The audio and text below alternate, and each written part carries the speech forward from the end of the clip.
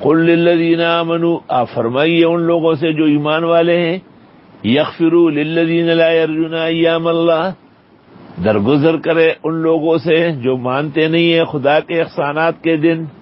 اصل میں مضامین قرآن اور مقالات آیات بینات سن کر سمجھ کر آدمی کا غیظ و غضب بڑھتا ہے، تو حق تعالیٰ نے کہا نہیں، بس حدود میں رہو، حدود میں رہو۔ اے تبلیغ والے، فلاں امریکہ کا صدر بغیر ایمان کے چلا گیا، ہم سے پوچھا جائے گا بولا للو پلو، تو یہ قدری اور جبری بنا ہوا ہے۔ جس کا خاتمہ کفر پر ہے، حال میں اس کا خاتمہ کفر پر ہوگا۔ آزر کو ابراہیم علیہ السلام نے ہدایت دلا دی، نوح علیہ السلام نے اپنے بیٹے کنعان کو مسلمان کیا۔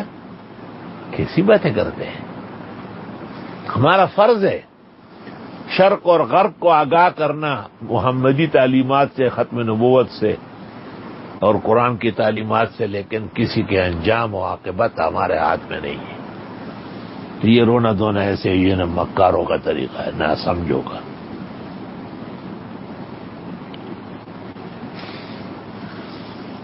اصل میں بعض چیزوں کے سرحدات ملی ہوئی ہے، ضمیر بھائی غور کرو ذرا۔ سرحدات ملنا اس کو کہتے ہیں کہ ایک آدمی دین پر خرچ کر رہا ہے، دوسرا آدمی دین پر خرچ کرنا اچھا نہیں سمجھتا ہے، تو دین والے اس کو کیا کہتے ہیں؟ سخی، اور وہ کیا کہتے ہیں اس کو؟ فضول خرچ، فضول خرچ۔ تو اصل میں سخا اور اسراف کے درمیان میں کچھ میل جول ہے۔ اب ایک آدمی کفایت کرتا ہے، یعنی گزارا کرتا ہے، دوسرا کہتا ہے یہ بخیل ہے، کیونکہ کفایت اور بخل کے سرحدات مل رہے ہیں۔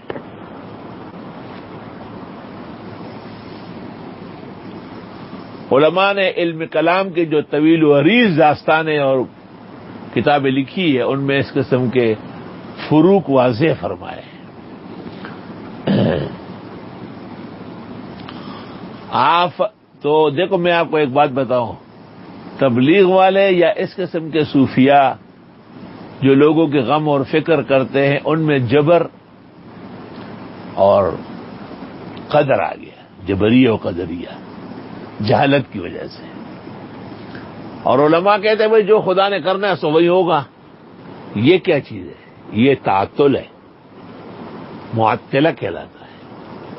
نہیں، آپ کا کیا کام تھا؟ وہ تو ہوا گیا، آپ نے بھی تو اپنا کام کرنا تھا۔ توکل، اب توکل اور تعطل کے درمیان شراکت حدود ہے۔ اس علماء دین اس طرح کہتے ہیں کہ اسباب ترک کرنا توکل نہیں ہے بلکہ تعطل ہے اور حرام ناجائز ہے، اور اسباب استعمال کرنا اور اعتماد نہ کرنا، اعتماد مسبب پر کرنا، یہ توکل ہے۔ وشاورہم فی الامر، دیکھیں ذرا، فاذا عزمت فتوکل علی اللہ، صحابہ سے مشورہ ضرور کریں، لیکن جب کرنے لگے تو عزم اور ارادہ، توکل صرف اللہ پر ہے۔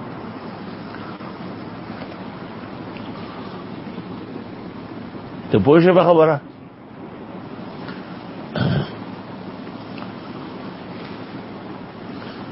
مثلا ایک شخص بیان کرتا ہے، وہ بیان میں امامت کے آداب بتاتے ہیں کہ امام کون ہونا چاہیے۔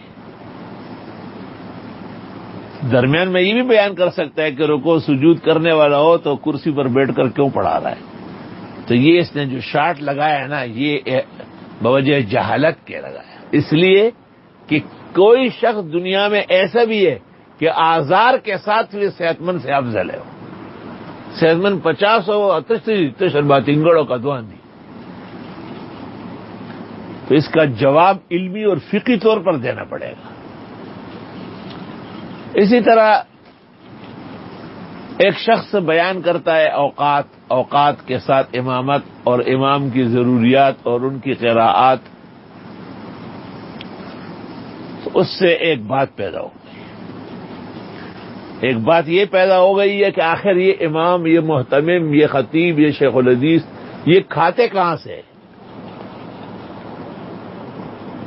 یہ کیوں پیدا ہوا؟ یہ اس لیے کہ بیان میں عدل نہیں ہے، اور بیان میں تھوڑی سی بد زبانی اور عداوت ہے.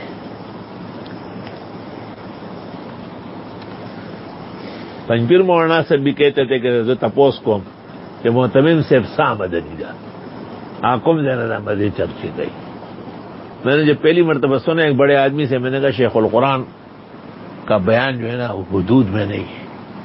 کہنے لگے کہ میں نے کہا یہی بات غلام احمد پرویز نے لکھی ہے، مولوی کا غلط مذہب، اس میں کتاب کا نام ہے مولوی کا غلط مذہب. میں نے کہا یہ وہیں سے لیا ہے.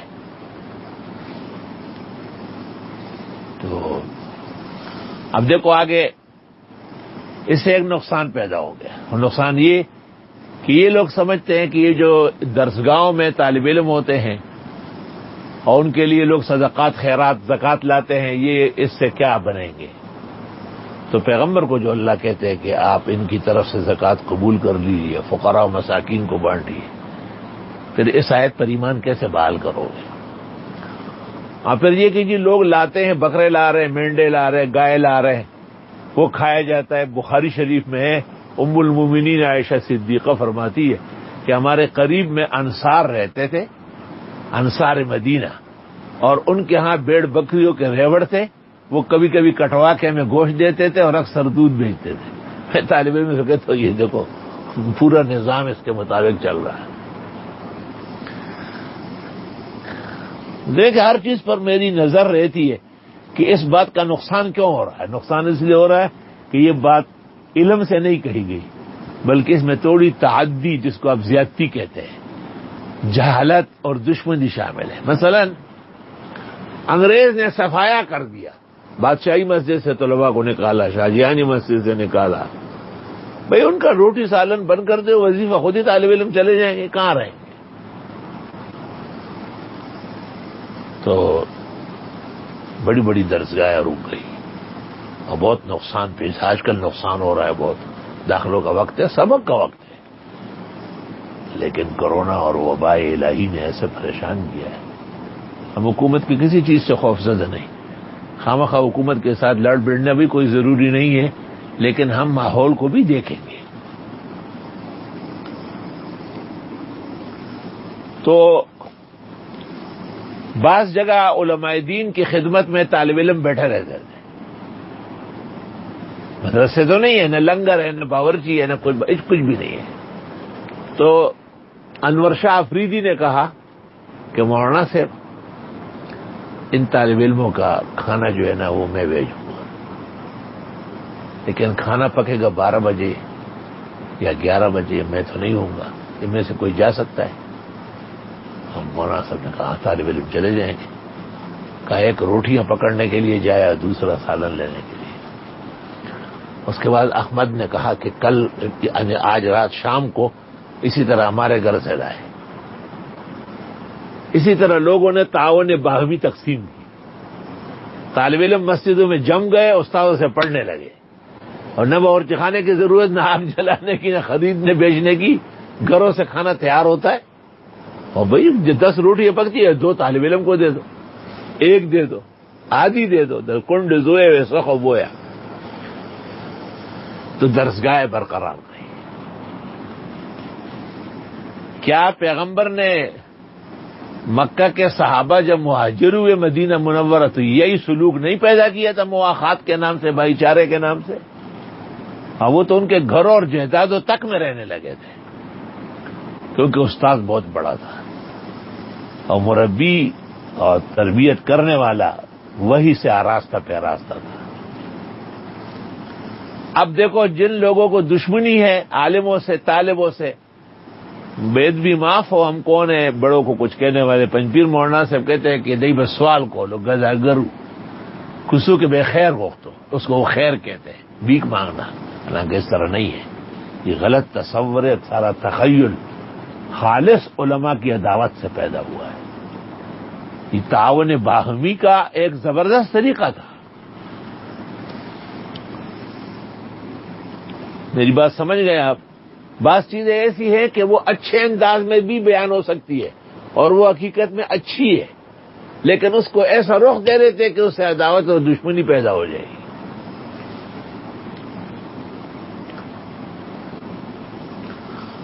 قل للذین آمنوا، آپ فرمائیے ان لوگوں سے جو ایمان والے ہیں، یغفروا للذین، معاف کرے ان لوگوں کو، لا یرجون ایام اللہ، جو توقع نہیں کرتے ہیں اللہ کے خوشی اور مسرت کے دنوں کی، لیجزی قوما، تاکہ سزا دے ایسے لوگوں کو، بما کانوا یکسبون، بسبب ان کے کسب کرنے کے۔ اب ظاہر ہے جب یہ تربیت و تعلیم بڑھ گئی تو دارالعلوم دیوبند جیسے ادارے پیدا ہو گئے، دلی اور خیر آباد، بدایون و کانپور اور رامپور اور سہارنپور، لکھنؤ، خیر آباد کے بڑے بڑے ادارے قائم ہو گئے۔ اسی کے نتیجے میں اللہ نے ہم جیسے طالب علموں کو، جن کا صف علماء میں کوئی شمار ہی نہیں ہے، خالص عوامی طرز کا، اللہ اسی کو قبول فرمائے۔ کئی شاخیں کھل گئی ہے، کئی ادارے بن گئے ہیں، کئی درسگاہیں شروع ہے، اللہ کا لاکھ لاکھ شکر و کرم ہے۔ من عمل صالحا فلنفسہ، جو کوئی عمل کرے گا نیکی کا اپنے لیے، ومن اساء، جس نے برائی شروع کی، فعلیہا، اس پر پڑے گا، چونکہ نسبت نفس کی طرف ہے، نفس مؤنث ہے۔ ثم الی ربکم ترجعون، پھر رب کی طرف لوٹائے جاؤ گے۔